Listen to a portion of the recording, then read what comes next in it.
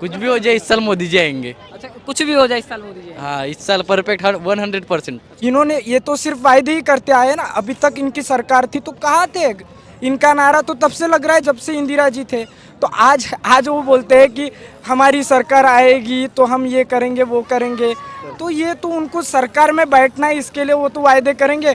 अब वो कितने पूरे होंगे वो आप ही जानते हो और मैं भी जानता हूँ। और रही बात राहुल गांधी की, तो राहुल गांधी की पहले ही यानी छोटी सोच है, वो क्या हमको अमीर बनाएंगे। राहुल गांधी की छोटी सोच है, वो भारत का विकास करना चाहते हैं, आगे बढ़ाना चाहते हैं। कहाँ भारत का विकास दिखा है? महाराष्ट्र में तो अभी तक उनकी सरकार थी, अभी तक उन्होंने विकास नहीं किया। आप देख सकते हैं मोदी जी अपोजिशन में आपको कोई दिखेगा नहीं। मोदी के सामने 10 लोग खड़े हैं, लेकिन 10 लोग एक हो के भी मोदी जी की बराबरी नहीं कर पा रहे।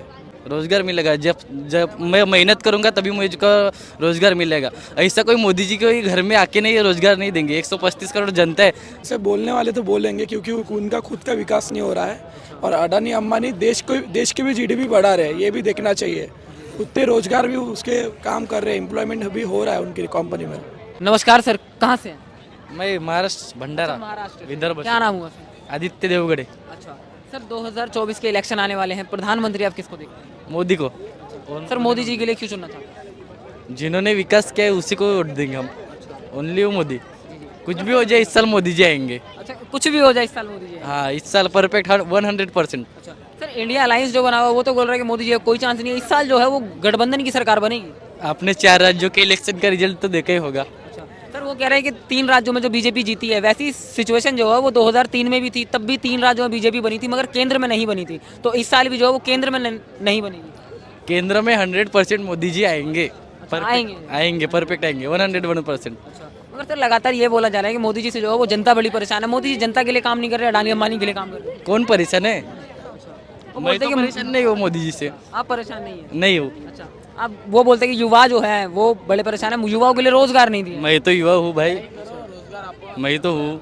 मैं तो युवा हूँ ना। आपको रोजगार मिला है? मिलेगा। जब तक मैं पढ़ाई करूंगा तो रोजगार तो मिलेगा इतना। रोजगार मिलेगा जब जब मैं मेहनत करूंगा तभी मुझको रोजगार मिलेगा। ऐसा कोई मोदी जी के घर में आके नहीं रोजगार नहीं देंगे। 135 करोड़ जनता है, हर जनता को तो रोजगार नहीं देंगे ना। सरकारी नौकरी किसी को नहीं देंगे। कोई ना कोई इंटरप्रेन्योर बनना चाहिए, कोई ना कोई कुछ बनना चाहिए। सर कांग्रेस के बारे में आप क्या सोचते हैं? खत्म है इस साल, खत्म है पूरा खत्म है। राहुल गांधी गरीबी हटाने की बात कर रहे हैं, उनके लिए आप चांस क्यों नहीं देना चाहते? वो खुद तो गरीब है, वो क्या बताएंगे। राहुल गांधी गरीब है? उनको गरीब बनना पड़ेगा फिर उसलिए। वो जब अपनी संपत्ति पूरी जब इंडिया को दान करते हो तो हम उनको दे देंगे वोट। अगर पूरी अपनी जो संपत्ति है वो पूरी अपनी संपत्ति अगर पूरे जो भारत के लोग हैं उनको अगर दान करते होंगे तो हम उनको राहुल गांधी को वोट देंगे। लेकिन सोचेंगे तभी भी वोट मोदी जी को देंगे। जैसे कि राहुल गांधी जो है वो बोल रहे हैं कि अगर उनके लिए चांस मिलता है, केंद्र में उनकी सरकार बनती है, तो मोदी जी से जो है वो अच्छा विकास करेंगे, डबल डेवलपमेंट जो है वो आपके लिए नजर आए। नहीं कर सकते हो। अच्छा, कुछ नहीं कुछ नहीं कर सकते। चलिए, नमस्कार भैया, आपकी क्या नाम है? तुषार सिंघाड़े। अच्छा, आपकी क्या राय है 2024 के इलेक्शन को लेकर? बिल्कुल ही मोदी आएंगे, अच्छा, मोदी जी के लिए क्यों चांस देना चाहते हैं? क्योंकि उन्होंने विकास किया है। और रही बात राहुल गांधी की, तो राहुल गांधी की पहले ही यानी छोटी सोच है, वो क्या हमको अमीर बनाएंगे।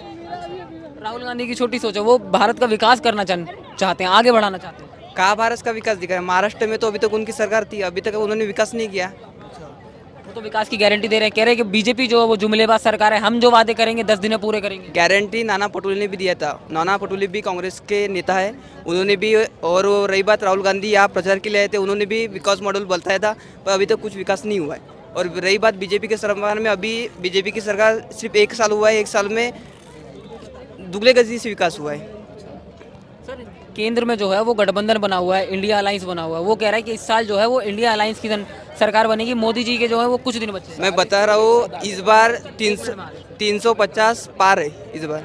अच्छा, 350 पार। बिल्कुल बिल्कुल। अच्छा सर, इतना कॉन्फिडेंस क्यों है आपको? कॉन्फिडेंस विकास के इस पे हम बोल रहे हैं ऐसा। ये बताइए, आप तीसरी बार आप मोदी जी के लिए चांस देना चाहते हैं, तो मुद्दे क्या रहेंगे? किन मुद्दों पे आप मोदी जी के लिए लाना पहली बात तो 370 जो 370 कलम है उन्होंने हटाए। दूसरी बात हम ABP कार्यकर्ता है। और रही बात जो राम मंदिर है वो एक मुद्दा है। निश्चित ही मोदी आएंगे। चलिए बहुत बहुत शुक्रिया। नमस्कार सर, आपका नाम क्या हुआ? ओमकार सायंकर में कहाँ से हैं आप? चंद्रपुर महाराष्ट्र। अच्छा, आप भी महाराष्ट्र से हैं। आपकी राय क्या है इलेक्शन को लेकर? इलेक्शन में बिल्कुल मोदी जी आएंगे इस बार भी। सर मोदी जी के लिए क्यों चांस देना चाहते हैं, जबकि आपके पास इतने सारे ऑप्शन है, 28 दल अपोजिट में खड़े हुए हैं? मोदी जी ने जिस गति से विकास किया है उस गति से आज तक किसी ने नहीं किया है, इसलिए। सर ये कहीं ना कहीं ये बोलने में आता है कि मोदी जी ने जो है वो जनता की सरकार नहीं चला रहे हैं, अडानी अंबानी की सरकार चला रहे हैं, अडानी अंबानी के लिए काम कर रहे हैं। ऐसे बोलने वाले तो बोलेंगे क्योंकि उनका खुद का विकास नहीं हो रहा है, और अडानी अंबानी देश के भी जीडीपी बढ़ा रहे हैं, ये भी देखना चाहिए। उतने रोजगार भी उसके काम कर रहे हैं, एम्प्लॉयमेंट भी हो रहा है उनकी कंपनी में। वो बोल रहे हैं कि मोदी जी जो है वो अडानी अंबानी के लिए देश बेच रहे हैं, जैसे कि ज़्यादातर सेक्टर्स जो हैं वो प्राइवेट कर रहे हैं। प्राइवेट तो होंगे ही फैक्टर, कभी ना कभी तो होना ही है। गवर्नमेंट के लोग आप भी देखते हैं कि काम पूरे करते नहीं है, प्राइवेट में काम करना पड़ता है। और आपको लगता है कि ये प्राइवेट सेक्टर जो कर रहे हैं वो मोदी जी सही कर रहे हैं? पूरा प्राइवेट नहीं हो रहा है, जितना होना चाहिए बस उतना ही हो रहा है। और लोग जो अपोजिशन पार्टी है वो दिखा रही है ऐसी चीज़ें। सर ये बताइए कि लगातार ये आरोप भी लगाया जाता है कि मोदी जी जो है वो देश की जनता के लिए कोई काम नहीं कर रहे, जैसे कि महंगाई बढ़ा रहे हैं, या युवाओं के लिए रोजगार की बात रही, या फिर गरीब क्षेत्रों में जो वो डेवलपमेंट की बात रही। जैसे कई राज्यों में जो वो डेवलपमेंट नहीं हुआ, मारकाट ज़्यादा होती है, तो देश सुरक्षित भी नहीं है मोदी जी के राज्य में, तो इसी वजह से जो मोदी जी के लिए हटाना जो है वो ज़रूरी हो गया। आप देख सकते हैं पाकिस्तान, श्रीलंका और बाकी अन्य बहुत देश है, उन देशों का क्या हाल चल रहा है अभी। उन देशों में अपन जो टमाटर लेते हैं वो भी 200-300 किलो है रेट। वहाँ पे पूरा देश गरीब हो गया, कर्ज में चल रहा है।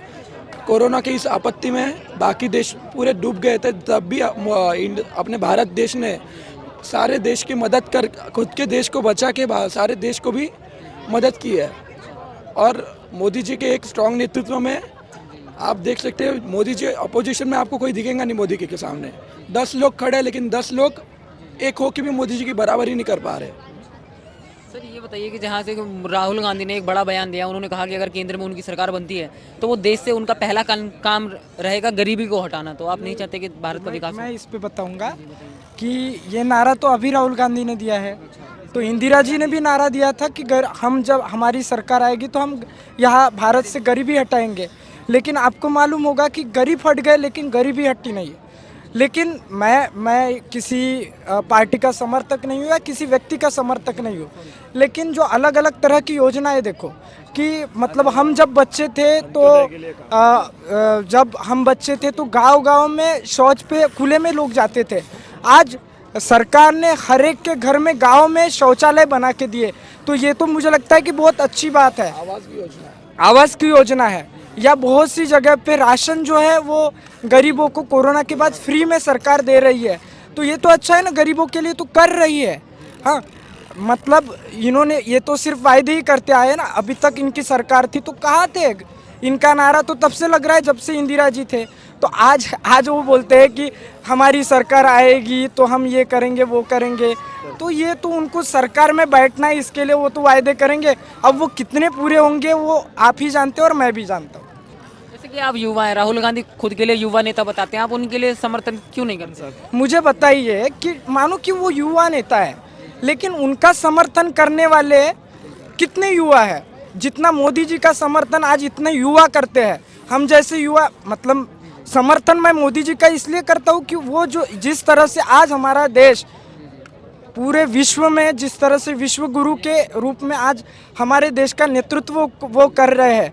आज यूक्रेन और रशिया का विषय था, और उस विषय में हमारे लोग जब फंसे थे, और उस विषय में जब भारत की गाड़ियां देख के, उनका झंडा, हमारा तिरंगा झंडा देख के हमारी गाड़ियों को छोड़ा जाता था, वो पावर हमारे देश में किस बदौलत आई है आपको भी मालूम है। आप G20 को देख लो कि आज हमारे देश में G20 की समिट हुई, उसकी अध्यक्षता हमारे देश ने की, तो ये भी तो बहुत बड़ी बात है हमारे देश के लिए। आज जब मोदी जी किसी भी मंच पे जाते हैं, विश्व के किसी अन्य देश के मंच पे जाते हैं, तो पूरा समर्थन वहाँ की सिर्फ भारतीय लोग नहीं करते, तो वहाँ के आम लोग भी उनका समर्थन करते हैं। ये बड़ा है। और मोदी जी पार्टी के हिसाब से मत देखिए, मोदी जी हमारे देश को वहाँ पे रिप्रेजेंट कर रहे हैं, तो जब मोदी जी के बारे में तालियां बजती है तो हमारे देश के बारे में तालियां बजती है, ऐसा मुझे लगता है। चलिए बहुत बहुत शुक्रिया सर। सर बहुत बहुत शुक्रिया। देखिए एक एक बाइट सबकी हो गई है, अब मतलब अलग अलग बंदों का ओपिनियन चाहिए होता है, ठीक है। बहुत बहुत शुक्रिया सर, बहुत अच्छा लगा आपसे बात करके। आइए और भी लोगों से बातचीत करेंगे।